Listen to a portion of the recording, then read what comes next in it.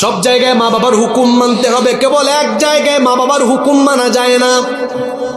কয় জায়গায় মা বাবার কথা মানা যায় না? আমরা বললাম আল্লাহ কোন জায়গায় আমি আমার পিতা মাতার কথা মানব না, হুকুম মানব না? আল্লাহ শিখিয়ে দিলেন, ওয়া ইন জাহাদাকা আলা আন তুশরিকা বিমা লাইসা লাকা বিহি ইলমুন ফালা তুতি'হুমা। তোমার মা বাবা যদি তোমাকে এমন কোনো বিষয়ে চাপাচাপি করে, প্রেসার ক্রিয়েট করে, যেই বিষয়ে তোমার জ্ঞান নাই, অর্থাৎ আল্লাহর নাফরমানি হয়, আল্লাহর সাথে শিরক হয়, আল্লাহর সাথে সীমা লঙ্ঘন হয়, এমন কোনো বিষয় যদি মা বাপ তোমাকে বলে, যেমন কয়েকটা উদাহরণ দিই, উদাহরণ না দিলে বুঝবেন না। অনেক পরিবারে আছে দেখবেন পিতা মাতা সন্তানকে নেক কাজের কথা না বলে বদ কাজের দিকে উৎসাহিত করে, এমন বহু পরিবার আছে। গ্রামে গঞ্জের চাইতে শহরে এগুলোর পরিমাণ এখন অনেক বেশি। অনেক পরিবারে আছে এই পরিবারের নগ্নতা, বেহায়াপনা, অশ্লীলতা বেশি। কথায় আছে সৎসঙ্গে স্বর্গবাস, অসৎ সঙ্গে সর্বনাশ।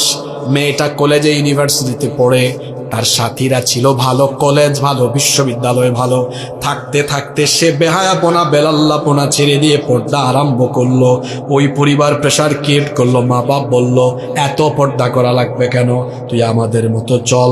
তাইলে এই যে মা বাপ তার মেয়েকে বেপর্দা হওয়ার কথা বলল, এটা কি আল্লাহর পথে তাকে উৎসাহিত করলো না আল্লাহর নাফরমানি করতে বলল? আল্লাহ বলছেন এ ধরনের নাফরমানি সূচক যে কোনো কথা পিতামাতা বললে এই জায়গায় মা বাবার হুকুম মানবা না। তবে এখানে একটা কথা আছে, তোমার মা বাপ যদি তোমাকে আল্লাহর সাথে নাফরমানি করতেও বলে, তুমি তো সন্তান, তুমি ওই সময়ও তোমার পিতামাতার সাথে গলা উঁচু করে কথা বলবে না, বরং তুমি তখনও তোমার পিতামাতার সাথে কেমন আচরণ করবে আল্লাহ শিখালেন, ওয়াসাহিবহুমা ফিদ দুনিয়া মা'রুফা। আল্লাহ বললেন তোমার মা বাবার সাথে তখনও তুমি দুনিয়ায় উত্তম আচরণ করো। কাফির যদি তোমার বাপ যদি কাফির হয়, মা যদি কাফেরা হয়, পিতামাতা যদি জালেম বা জালেমা হয়, বেইনসাফ যদি হয়, আল্লাহ বললেন খবরদার, তারপরেও তোমার বাপ, তারপরেও তোমার মা। আর এই কথাগুলো আমার যুবক ভাইরা বুঝে না। 2 বছর আগে বিয়ে করেছে, কয় হুজুর আমার মা বাবা আমার বউয়ের সাথে বেইনসাফি আচরণ করে। বেইনসাফি করুক আর জুলুম করুক, আল্লাহ বলছেন ওয়াসাহিবহুমা ফিদ দুনিয়া মা'রুফা। তুমি তোমার পিতামাতার সাথে এই জায়গায় উত্তম আচরণ করো। পিতামাতা কাফির হলেও তারপরেও তার সাথে বেয়াদবি করা যাবে না। আসমা বিনতি আবু বকর, আসমা রাদিয়াল্লাহু আনহা, তিনি নবীজির দরবারে আসলেন। শুনতেছেন ঘটনা? এসে বললেন ইয়া রাসূলুল্লাহ, মহব্বতে আমরা বলি সাল্লাল্লাহু আলাইহি। ও নবী, আমার মা এখনো মুশরিকা, তিনি এখনো ঈমান আনয়ন করেন নাই, আমার মা কাফিরা, তো আমার মায়ের সাথে আমি কি করব? আল্লাহর নবী বললেন বাড়ি যাও, তোমার মা যদি এখনো ঈমান নাও আনে, সন্তান হিসাবে তোমার উচিত তোমার মার সাথে সুন্দর আচরণ করে তোমার মায়ের খেদমত করা। আরেকজন সাহাবী আছেন, এই সাহাবীকে বলা হয় বিড়াল ছানার পিতা। নবীজির কাছে আসছিলেন, পকেটের মধ্যে নবীজি বিড়াল দেখলেন, বললেন ইয়া আবা হুরায়রা। আল্লাহ নবীকে বললেন নবী আপনার জবান থেকে এই নাম বের হয়েছে, তো আমার নাম আজকে থেকে আবু হুরায়রা। আল্লাহু আকবার। এই সাহাবী ঈমান এনেছেন, কিন্তু তার মা তখনও কাফেরা। শুনতেছেন? ঈমান আনার কারণে তার মা প্রতিদিন তাকে বকা দেয়, প্রতিদিন তাকে গালি দেয়। আল্লাহ নবীর দরবারে তিনি আসেন, মায়ের সহ্য হয় না, গালি বকা দিতে দিতে দিতে দিতে একদিন তিনি তার সন্তানের গায়ে হাত তুললেন। আবু হুরায়রা কেঁদে কেঁদে কেঁদে কেঁদে নবীর দরবারে আসলেন। আল্লাহ নবী বললেন আমার প্রিয় আবু হুরায়রা, তুমি কাঁদো কেন? আবু হুরায়রা রাদিয়াল্লাহু আনহু বললেন নবীজি আমার মা প্রতিদিন আমাকে গালি দেয়, বকা দেয়। নবীজি বললেন কেন বকা দেয়? তিনি বললেন, আমি যে ঈমান এনেছি আমার মায়ের ভালো লাগে না, প্রতিদিন গালি দেয়, বকা দেয়, কিন্তু আজকে আমার মা আমার গায়ে হাত তুলেছে, কষ্ট পাইছে, এই জন্য কাঁদি।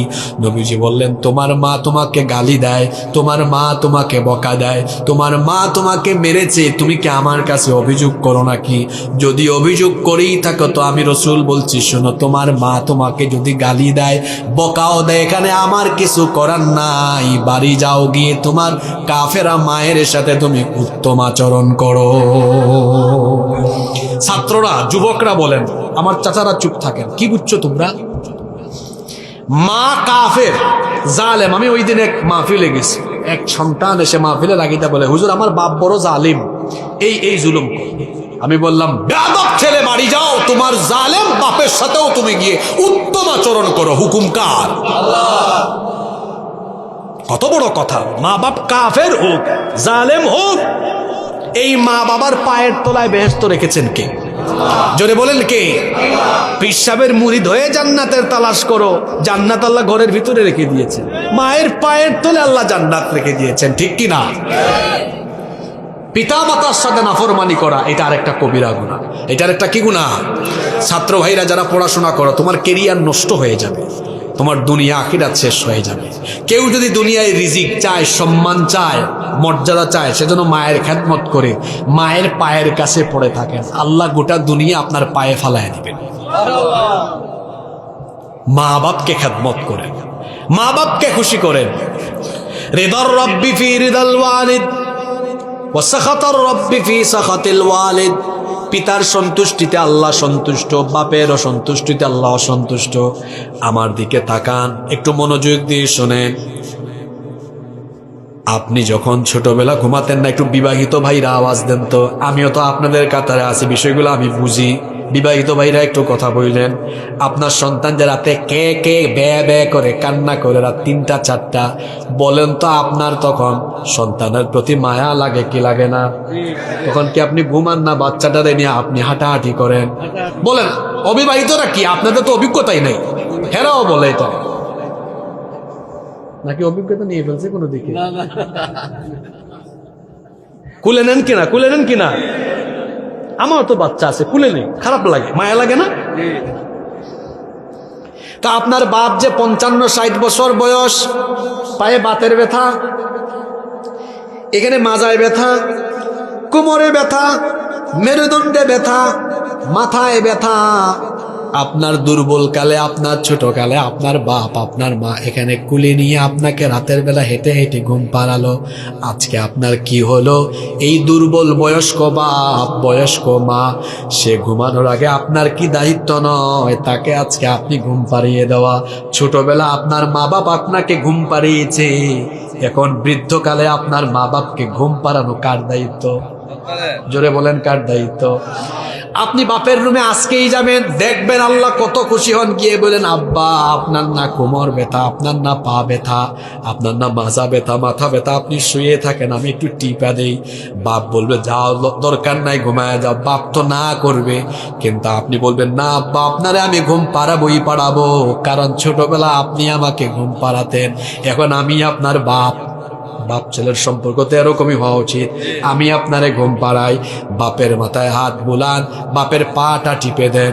বাপ যখন ঘুমাবে মনে মনে বলবে, আল্লাহ আমার ছেলেটা আমাকে শান্তি করে দিয়েছে, তুমিও তাকে দুনিয়া আখিরাতে শান্তি করে দিও। মার রুমে যান, মাথাটা টিপে দেন। বুড়া বয়সে মা বাপের কত জিনিস খাইতে মন চায় আপনি জানেন না। প্রতিদিন বের হওয়ার টাইমে একটু আড়াল করে মা বাপকে জড়ায়া ধরে বলেন, আব্বা আপনি বলেন তো আপনি কি খাবেন? কারণ আপনার কি মনে নাই ছোটবেলা আপনি বাজারে গেলেই আমারে বলতেন, তুমি কি খাবা? চকলেট খাবা নাকি ওই যে লম্বা লম্বা কি জানি আছে, কি কি বলে, হ্যাঁ মামা, আরেকটা কি জানি আছে, বাচ্চারা চুষে চুষে খায়, ওই যে ললিপপ। তুমি ললিপপ খাবা না চকলেট খাবা? এই তোমাদেরকে তোমার বাপ বলে না? শরম পাইছে, বলে কিনা? বলে। তা আপনার বাপ যেভাবে আপনাকে বলতো আপনিও বলেন, আব্বা বলেন, আপনি কি গরুর মাংস খাবেন না খাসির মাংস খাবেন, না আপনি দেশি মুরগ খাবেন? না আপনি কমলা খাবেন, এই তো কমলার সিজন চলে আসছে। বাপ তো ছেলের প্রতি মায়া আছে, মা তো ছেলের প্রতি মায়া আছে, চাইবে না তার ছেলেটার টাকা নষ্ট হোক, কিন্তু যেমনি হোক আদায় করবেন।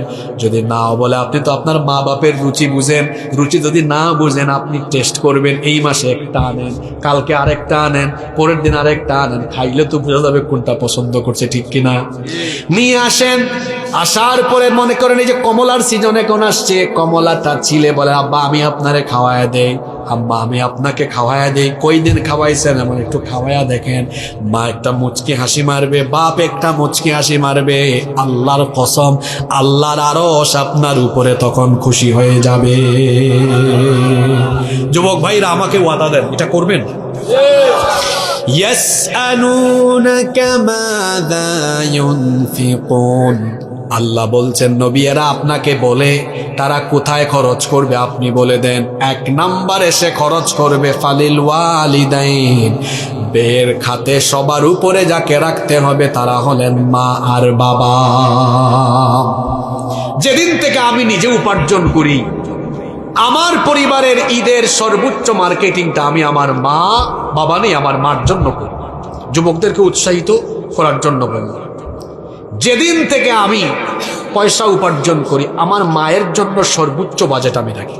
কারণ এটা আল্লাহ কোরআনে বলেছেন, 1 নাম্বার বের খাতে রাখো মাকে আর বাবাকে। আপনি কি করেন গো, ঈদের সময় মার জন্য 1200 টাকার শাড়ি আর বউর জন্য 4000 টাকা দামের শাড়ি, ঠিক আছে কথা? নাফরমান সন্তান, তোমার দুনিয়া শেষ হয়ে যাবে, আগে মাকে খুশি করো। বউ অনেক পাবা, আরে বউ গেলে বউ আরেকটা পাওয়া যায়, পাওয়া যায় না? মা গেলে কি মা পাওয়া যায়? কেমনে পাবেন আপনি? মা গেলে মা পাবেন না, বউ এইটা গেলে আরেকটা আসবে, আসবে না? বাপরে বাপ, বাড়ি থেকে আজকে তো মাইকও বাইরে, যে মাইক লাগাইছে এটা যে আওয়াজ এই মাইকের, আজকে ভাবিরা খবর আছে জান পেছো তো লাগাই দিছি আরেকটা। ভাবিরা মাইন্ড করেন না, আমাদের ভাইরা আপনাদেরকে ত্যাগ করবে না ইনশাআল্লাহ। কথার কথা বুঝাইছি, অনেক পরিবারের বউরাও তার স্বামীকে শাশুড়ির বিরুদ্ধে লেলিয়ে দেয়, আছে না নাই? বউ মনে করতে হবে আমার শাশুড়ি আমার মায়ের মতোই, তার সাথে আমি মায়ের মতো আচরণ করি, আমার শ্বশুর বাপের মতোই তার সাথে আচরণ করে, তাইলে আর কোনো ঝামেলা হওয়ার কথাই। এই যে এখন কমলার সিজন আসছে, আব্বা আম্মাকে কমলা কিনে খাওয়াবেন, পারবেন তো ইনশাআল্লাহ? মা বাপকে রাতে ঘুম পাড়াবেন, পারবেন? পারবেন? মা বাপকে রাতে ঘুম পাড়ান এমন কোন সন্তান আছেন দেখি তো?